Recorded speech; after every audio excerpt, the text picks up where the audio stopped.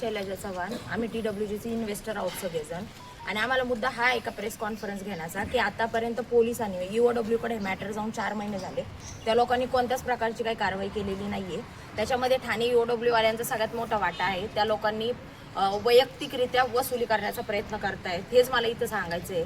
आणि काही लोक आहेत जे पॉलिटिशियन जे आहेत ते सगळ्यांनी याच्यामध्ये सगळ्यांना मदत करतायत. जसं की समीर नार्वेकर आणि त्याची पूर्ण टीम आहे. एकाही व्यक्तीला अजून TWG संदर्भात अटक झालेली नाही. काल परवा 2 जणांना बेल पण भेटली आहे. आणि हा जो सगळा प्रकार चाललाय हा पोलिसांच्या वागणुकीमुळे किंवा पोलिसां जे काय आम्हाला इग्नोर करतात त्या सगळ्या गोष्टींमुळे चाललाय. कोणी सिरियस नाही ह्या गोष्टींमध्ये. त्यांनी समीर नार्वेकरनी ज्या व्यावसायिकांना पैसे दिले होते त्यांच्याकडनं. आणि दुसरी गोष्ट म्हणजे आता काल परवाची गोष्ट आहे, समीर नार्वेकरची फॅमिली सुद्धा इथं गिमवीला येऊन गेली. तर त्यांना कोणत्या प्रकारची काही विचारपूस झाली नाही. फक्त जाऊन त्यांचं घर वगैरे चेक करण्यात आलं. आज 4 महिन्यापासून समीर नार्वेकर, नेहा नार्वेकर आणि त्याची पूर्ण टीम फरार आहे किंवा सर्रास फिरती बाहेर ओपनली. त्यांना अटक पण नाही करत आहे किंवा त्यांना कोणत्या म्हणजे काहीच त्यांच्यावर ऍक्शन घेतली नाहीये. तर मला एकच बोलायचंय का त्यांच्यावर काहीतरी ऍक्शन घ्या. 26 तारखेला आम्ही उपोषणाला बसणार आहोत. त्यासाठी आम्ही कलेक्टरला वगैरे सगळ्यांना निवेदन दिलेलं आहे. त्यानंतर प्रत्येक सिच्युएशनला आज काही लोक म्हणजे आत्महत्या करण्याच्या याच्यावर आहेत. काही लोकांची खरंच कंडिशन खूप खराब आहे. पैशासाठी नाहीये तर पण वैयक्तिक काही आम्हाला प्रशासन साथ देत नाहीये किंवा कोणत्याच गोष्टी व्यवस्थित प्रकारे घडत नाहीयेत. म्हणून सगळेजण आज पॅनिक सिच्युएशनला आहोत. बऱ्याच वेळा पोलिसांकडनं पण आम्हाला सुसाईड नोट पण आलेली आहे का पोलीस आम्हाला बोलतात. हा हिंगोलीचा पोलीस आहे विजेश चव्हाण म्हणून. याच्याकडनं अशा प्रकारची आम्हाला नोटीस आली आहे. त्यानंतर सिंगापूरच्या फंडसाठी सगळ्यांनी ऐकलं असेल. सिंगापूरच्या फंडसाठी यांनी काहीतरी जून महिन्यामध्ये 10-12 कोटींची इन्व्हेस्टमेंट गोळा केलेली होती इन्व्हेस्टरांकडनं. त्याच्यासाठी त्यांनी हे पेपर्स दाखवले होते जे की हे पेपर्स पूर्णपणे फेक पेपर्स आहेत. आणि त्यानुसार आम्हाला फसवलं 7 महिने. आणि त्याच्यानंतर आम्ही जेव्हा आता EOW ला कंप्लेंट्स वगैरे द्यायला इन्व्हेस्टर जातात तर पोलिसांकडनं उद्धटरित्या त्यांना बोलल्या जातं आणि त्यांना सांगितलं जातं का तुम्ही कंप्लेंट देऊ नका. कंप्लेंट देऊन काय होणार नाही, 10-15 वर्ष तुमचे पैसे भेटणार नाहीत. आणि वसुली वैयक्तिक वसुली ठाणे EOW वाले आतापर्यंत 1,60,00,000 वसुली केली आहे. तर TWGच्या इन्व्हेस्टरांना 1ही रुपया भेटला नाही. ते कॅशची मागणी करतात. तिथं ज्या समीर नार्वेकरनी ज्या व्यावसायिकांना पैसे दिले होते त्यांच्याकडनं ते कॅशची मागणी करून तिथं त्यांना पैसे आणून द्या असं त्यांना फोर्सफुली सांगताय. आणि त्यांच्यावर नाही जर त्यांनी पैसे दिले तर तुमच्यावर आम्ही तुम्हाला आरोपी ठरवू किंवा तुमच्यावर आम्ही केस फाईल करू आणि चार्जशीट फाईल करून तुम्हाला कोर्टात हजर करू. कारण की पैसा वसूल करण्याचा अधिकार हा कोर्टात न येतो. तर EOW वाले स्वतः वैयक्तिकरित्या पैसे जमा करण्याचा कार्यक्रम करताय. मी विजय जाधव, मुंबई अग्निशमन दल निवृत्त अग्निशमन अधिकारी म्हणून निवृत्त झालो.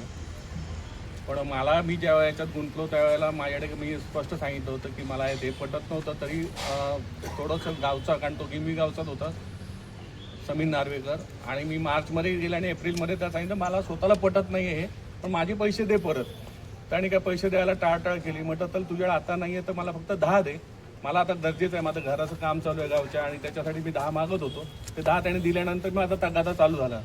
त्यानंतर मी संकेश गावला स्वतः पर्सनली भेटलो. त्यांच्याकडनं एक वेगळी ॲग्रीमेंट तयार केली की त्याच्यामध्ये त्यांचे वडील पण ह्या TWG मध्ये पार्टनर आहेत असे.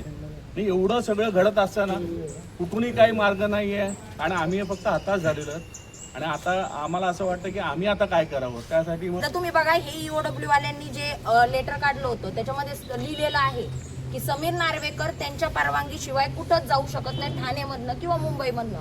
मग समीर नार्वेकर आता काय आम्हाला EOWचे आयो सांगतात तो सिंगापूरला पळालाय, तो बहुतेक महाराष्ट्रातच नाहीये किंवा मग या गोष्टी का घडतायत. समीर नार्वेकर आहे, नेहा नार्वेकर. पण माझ्या मते नेहा नार्वेकर आणि समीर नार्वेकर पेक्षा जे एजंट आहे तिथले जे एजंट त्या लोकांनी इथल्या लोकांना भूल घालून हे पैसे इन्व्हेस्ट करायला सांगितले. आता विचार करा, एक राज मराठे ज्याच्याकडे आम्ही इन्व्हेस्ट केलेले पैसे, तो एवढ्या लोकांनी त्यांच्याकडे पैसे जमा केले त्यांनी की तो महिन्याला 13 लाख रुपये साधा प्रश्न आहे. त्याच मुद्द्यावर येतोय. तुम्हाला हे जे सगळे एजंट होते की नाही त्यांच्या अगेन्स्ट तुम्ही एक प्रायव्हेट कंप्लेंट कोर्टामध्ये दाखल करू शकता.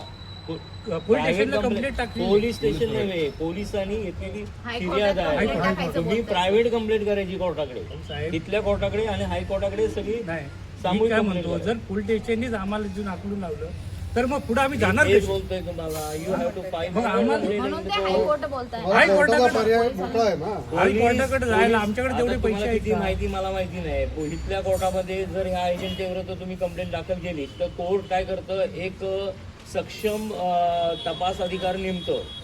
तो त्याला रिपोर्ट करायला सांगतो. तो संपूर्ण तपास करून कोर्टाला रिपोर्ट करतो आणि कोर्टाला असं समाधान झालं की खरोखरच तुमच्या कंप्लेंटमध्ये दम आहे तर त्यांना आता जोपर्यंत यांना कोणाला अटक होत नाहीये, कोर्टात जाण्याचा विचार आम्ही करूच, पण जोपर्यंत यांना लोकांना अटक होत नाहीये तोपर्यंत आम्ही सगळेजण आता मिळून एक तारीख ठरवून आम्ही पोलीस स्टेशन बाहेर मोर्चा काढणार. जोपर्यंत ह्या सगळ्या गोष्टी होत नाही, जसं की पहिलं ठाणे EOWच्या बाहेर मोर्चा काढणार, तिथं जाऊन विचारणार त्यांना का तुम्ही जी वसुली लावली आहे तर त्या वसुलीचे पैसे तुम्ही कोणाकोणाला आतापर्यंत डिस्ट्रीब्यूट केला, त्या गोष्टी करणार. त्याच्यानंतर सगळेच इन्व्हेस्टर आता महाराष्ट्रात एकत्र येणार.